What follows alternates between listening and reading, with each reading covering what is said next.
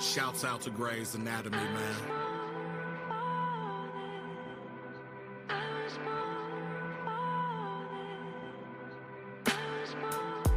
I was born for this, so when corn commits to take vengeance and furious anger against these lords of Sith, I'm bringing the rain to X-Men like Storm admits, to sue invisible with fantastic four-intent. Cause I was born for this, to take shit, whether sloppy seconds, thirsty thirds, or filthy fourths and fifths. The right suggestion, per the herbs, then we torch the pith. Cause my complexion endures the worst than any form of men. A slight detection for a curse amidst those born to sin. Through flights connected to tour the earth when bored with friends. Cause it's a stranger thing when you let the inner Demogorgon win. So it's done with the fork in it, cause ain't nan new like Morkin men. When you born for this, there's nothing earthly that can take form against the destiny the Lord invents.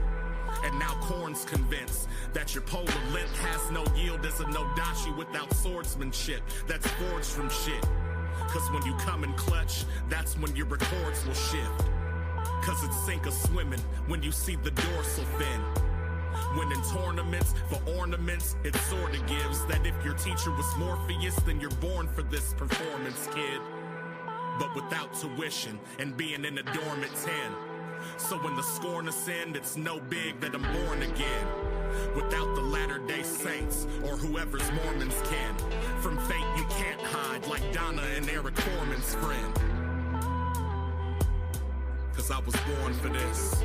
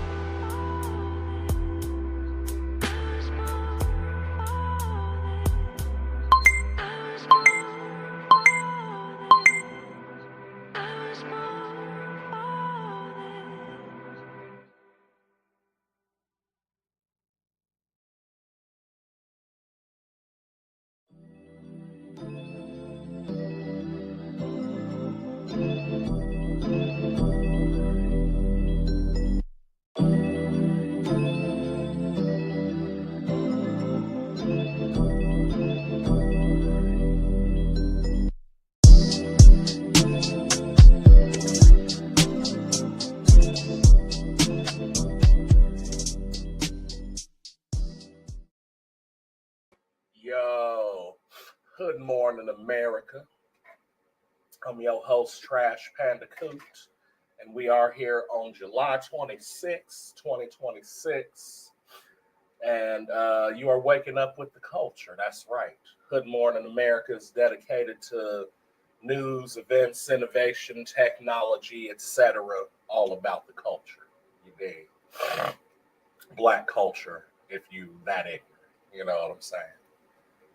Because, you know, we as Black Americans got a lot to talk about, a lot to celebrate.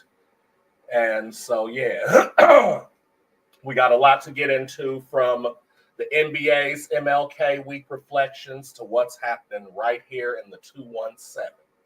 So we're going to bring y'all a little ditty from my people, Almost Homeless, and we'll be right back and get into it. Everybody ready? Yeah. Hit it.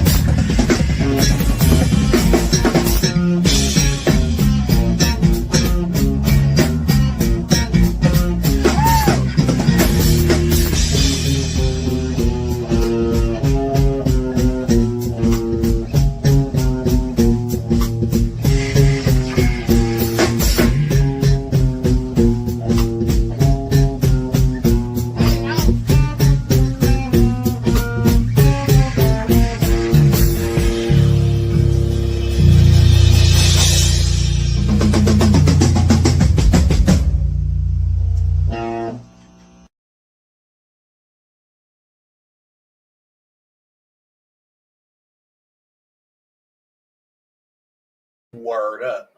That was Almost Homeless with the barbecue. Now, getting back into it, we're getting into this MLK weekend recap. And coming off the holiday, we're looking at the NBA's massive 9-game slate that was just wrapped up. But more importantly, we're seeing a new wave of activism. Lawyers in Minneapolis are fighting back against federal authorities, weaponizing old laws to silence Black activists. But ain't no racism, right? There is no system. So anyway, the struggle for the dream is moving into the courtroom. And in national news, we're tracking the exoneration of Tommy Lee Walker in Texas, 70 years too late, a reminder of why we do what we do. So let's look up Tommy Lee Walker real quick.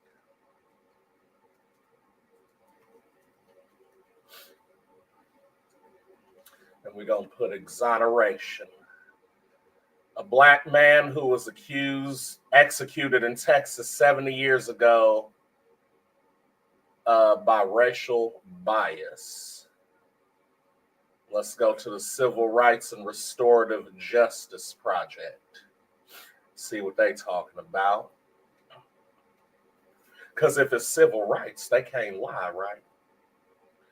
The Innocence Project secured declaration of innocence in the old case. So, let's see. At Northeastern University School of Law, in partnership with the Innocence Project in New York, has successfully advocated for official recognition of one of the most infamous miscarriages of justice in Texas history. Following extensive research and advocacy by the Civil Rights and Restorative Justice Project, the Dallas County District Attorney Office has acknowledged that 19-year-old Tommy Lee Walker was wrongfully convicted and executed for the 1953 murder of Venice Lorraine Parker. I ain't gonna get too much into that. I just wanted to know, what the deal was, what was happening with that. So it looks like they're getting ready to get an exoneration for that. You know what I'm saying? That's around, that was what, 2 years before Emmett Till or something? But basically, that's what jumped off civil rights in the first place, is what they say is Emmett Till did. But this is the same thing. You know what I mean? So anyway, that's going on right now. As far as the Springfield spotlight, right here in Springfield, shout out to Alderman Deuce Gregory, Sean Gregory, man. He been pushing the vision for a Black Wall Street on the east side. Plus, the state just announced $4.3 million for the Healing Illinois grants. So if you're a local creative or organizer, get your paperwork ready. There's money on the table for narrating shifting projects on the east side, y'all. Shouts out to Deuce Gregory, man. We love you, Deuce. Now, we're going to get into a wee bit, just a tiny wee bit of culture and tech. You feel me? Social media is torn up over Cameron calling his ex a bad investment. Did y'all see that? Yeah, look up Cameron and his ex. He said she was a bad investment on air. And it is it just, or is what it is energy, or did he go too far? We're also watching Delroy Lindo finally get his Oscar flowers at 73 for Sinners. Better late than never, I guess. You know what I'm saying?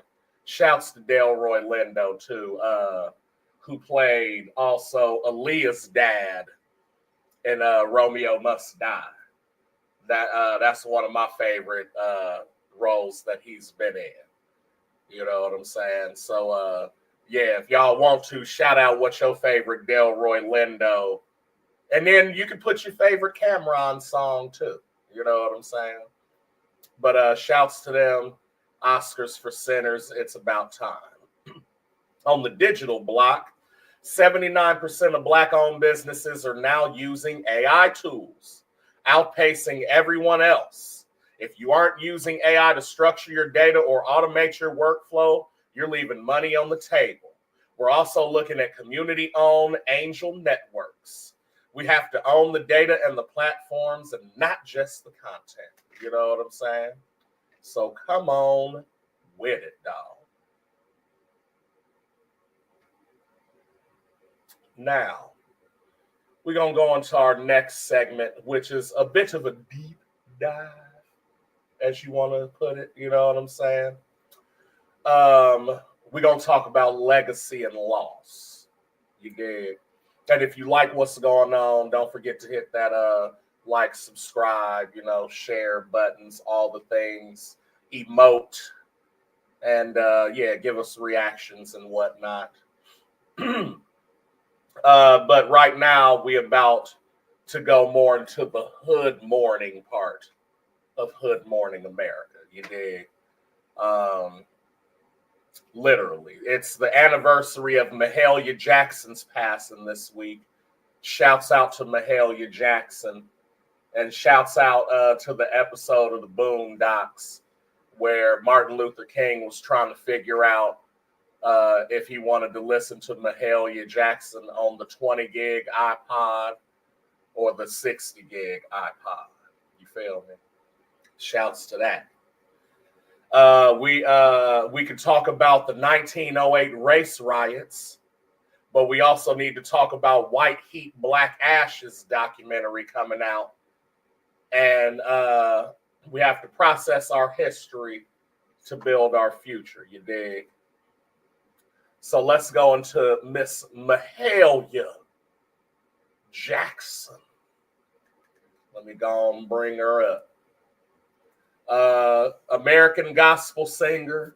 I used to always wake up at my grandma's house up in Chicago. She used to stay on like 81st and Exchange, right around the corner from where Barbershop was filmed at.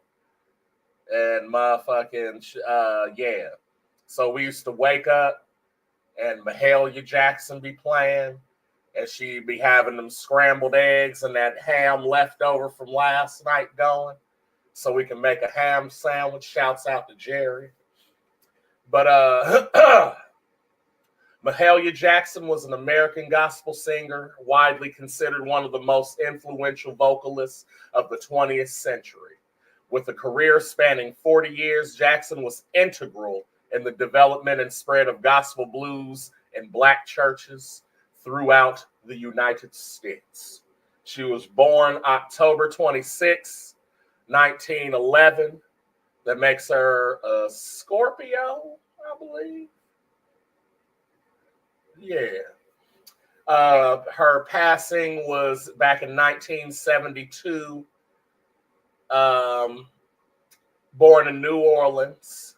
Her spouse was Sigmund Galloway from 1964 to 1967, and then Isaac Hockenhole from 1936 to 1941. Word up. Let's see here. She was even in a couple of movies. Featured some music, you know what I'm saying? Imitation of Life, Summer of Soul, Jazz on a Summer's Day, St. Louis Blues. You know what I'm saying? Wait a minute. Let's see. Some of her famous songs: How I Got Over, Come On Children, Let's Sing, Move Up a Little Higher, Part 1, Amazing Grace. Let's hear a little Mahalia, y'all. Just a wee bit. Enough to not. You feel me?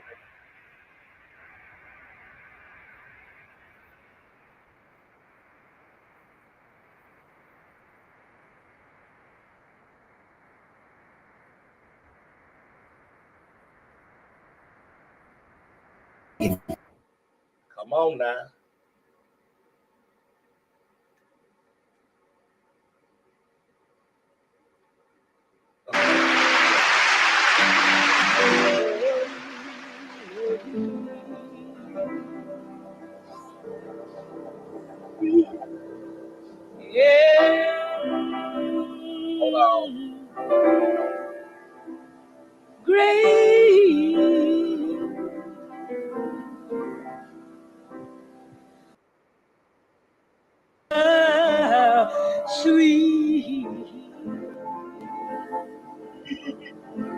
She got that old lady.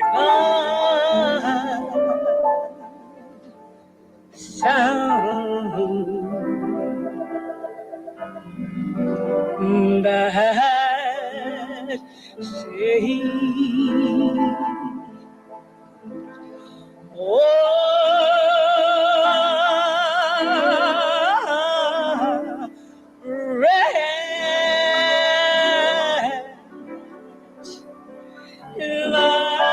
like me.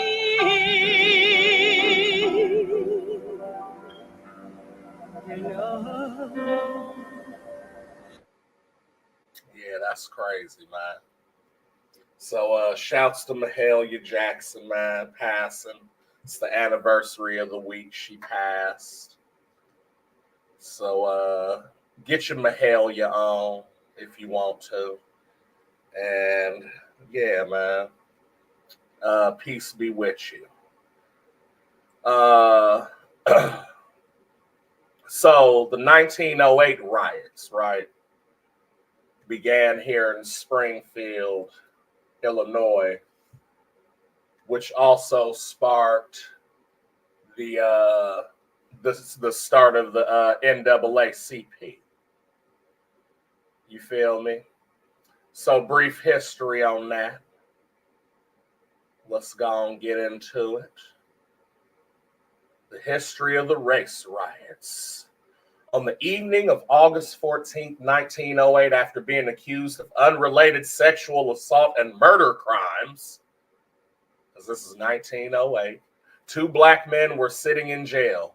Tension was rising as a large mob of about 5,000 white people were gathering outside, trying to take matters into their own hands. They were demanding the release of both George Richardson and Joe James. George, who was accused of raping a white woman, and Joe, who was accused of murdering a white man.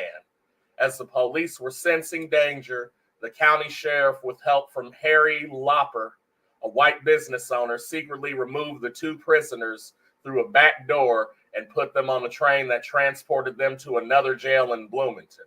Why they gotta put that Harry, a white business, like white people was helping these niggas? We just want y'all to know it's some allies out there. Once the mob learned of this move, they erupted in mass racial violence.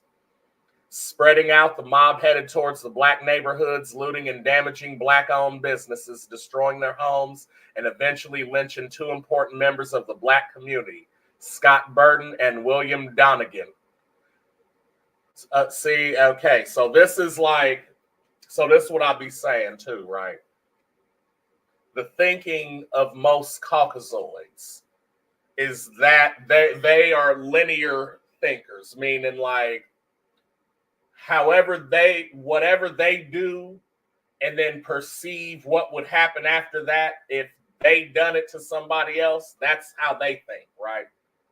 But we know that it's not linear between, at least, when it comes to like black and white in this country.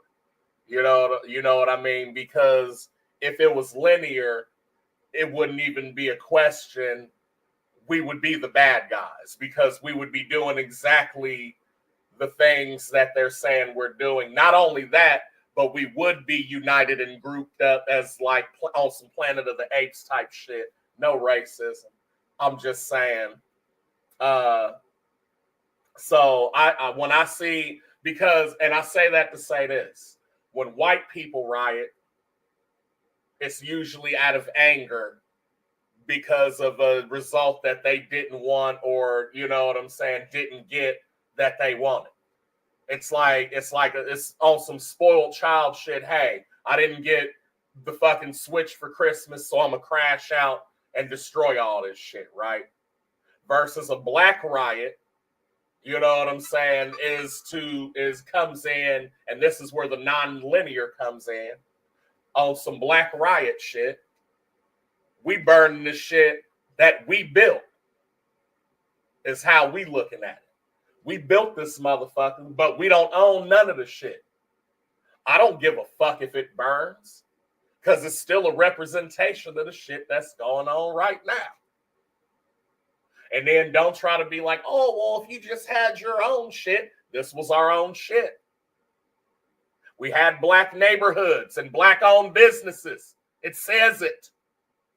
Not to mention Rosewood, Florida, Lake Lanier, fucking Tulsa, Oklahoma.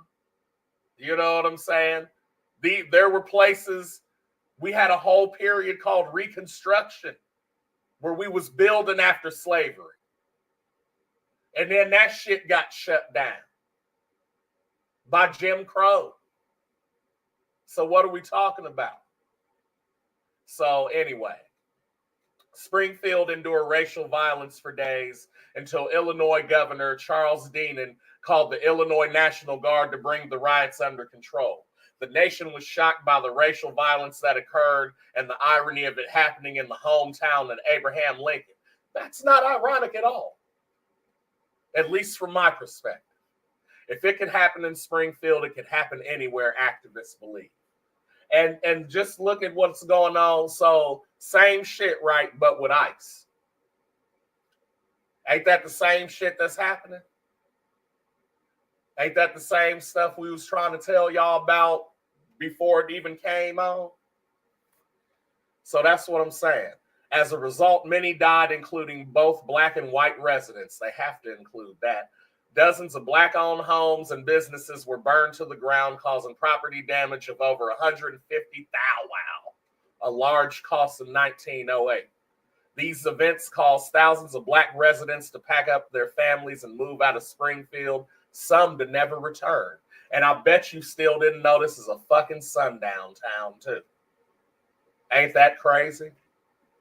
Of the two accused black men who were the main focus of the racial violence, Joe James was eventually tried, convicted, and hanged for the murder of Clergy Ballard.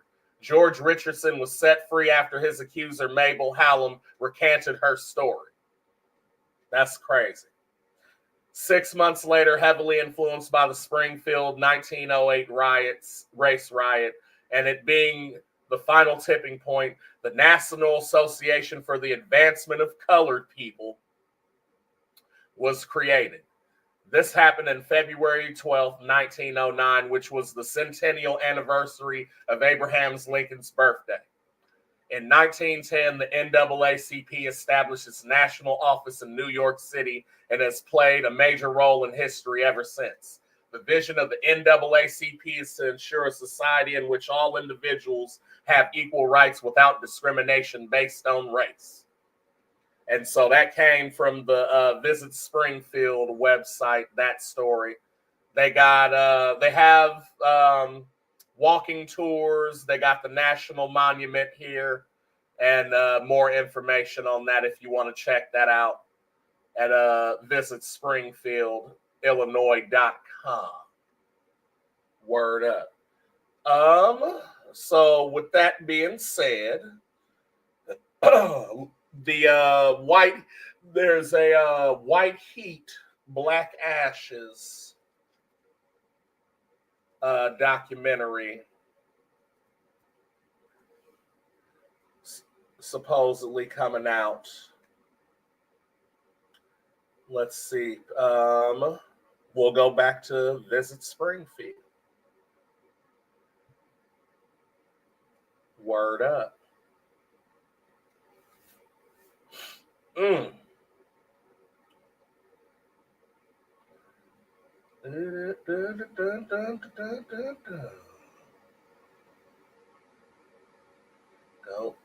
it's not loading for me. Let's try to find another one.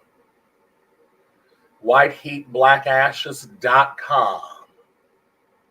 Skip to content. It's a documentary about the 1908 race riot that made national news and led to the formation of the NAACP. I guess they're still working on the website.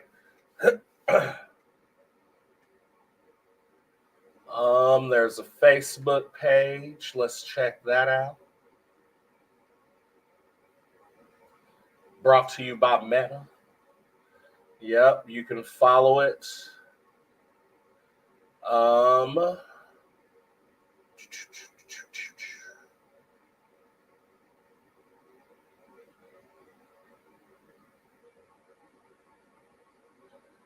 So it doesn't look like they have much information about the movie itself, but it does appear to be coming soon. Their last post on the Facebook was August 14th. So yeah, there's some pictures and things talking about it. I won't go too much into it because, like I said, it doesn't seem like there's that much on it right now. But keep your eye out for that. It's a documentary about the 1908 race riots.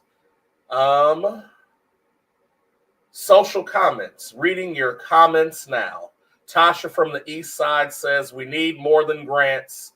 We need more ownership. I hear you, Tasha. Exactly why the Black Wall Street Initiative matters. Deuce Gregory shouts out. You feel me? We're going to take a short break. Let's holla at my ninjas at Text Cut. You feel me?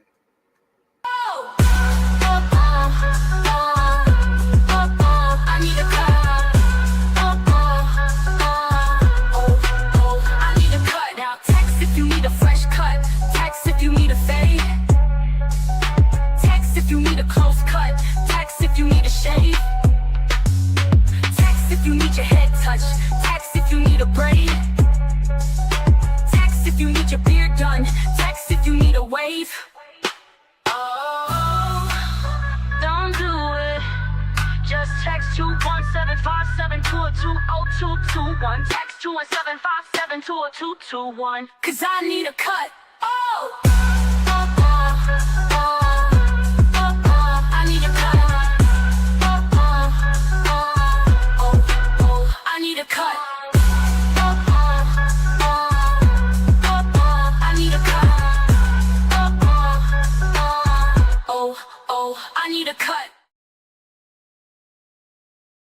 I need a cut. Now, we're going to get taken back to a lighter note, and we're going to get into some gaming and hustling. You know, all my black people like gaming and hustling. You know what I'm saying? So, we got an update for the Mortal Kombat fans. The Mortal Kombat 2 movie has moved up to May 8th of this year. We're going to see Carl Urban as Johnny Cage a week early. They're moving to avoid the new Star Wars movie, but I'm just ready to see Katana's storyline, is what they say, is what one homie says. Apex Legend, the winter wipeout event is ending tomorrow. If you haven't mastered the hoverboard or checked out the cryptos off the grid buffs, you're running out of time. Download Apex Legends. Believe it's on all systems, Xbox, PS5, Steam, Twitch, online. Do your thing. For the hustle side, those of you looking to start a Fiverr gig or got that late night ghost kitchen, remember, clean data is everything. If you're offering data structuring, focus on AI companies that are hungry for organized data sets right now, fam. That's actually one of the things I started doing. You know what I'm saying? It's going all right, but we definitely can improve. You feel me? Word up. So, I mean, that's pretty much all we got for today. We're going to do the Black Excellence. Shout out to the local Springfield students who just received the Healing Illinois sub-grants for their storytelling projects. You're the ones keeping our history alive, fam. We got to know where we come from so we can know where we're going. It is imperative that we get our shit together. You feel me? That's basically the show for today. But remember, visibility is optional, but positioning is not. Get yourself in position for the win this week. However you need to do that. If you got any comments, questions, or anything, you can hit us up on Real Ninjas Network, or just leave a message here or a comment. I try to respond to everything and anything. So this has been Hood Morning America, and we will see you next week, fam. Let's get it.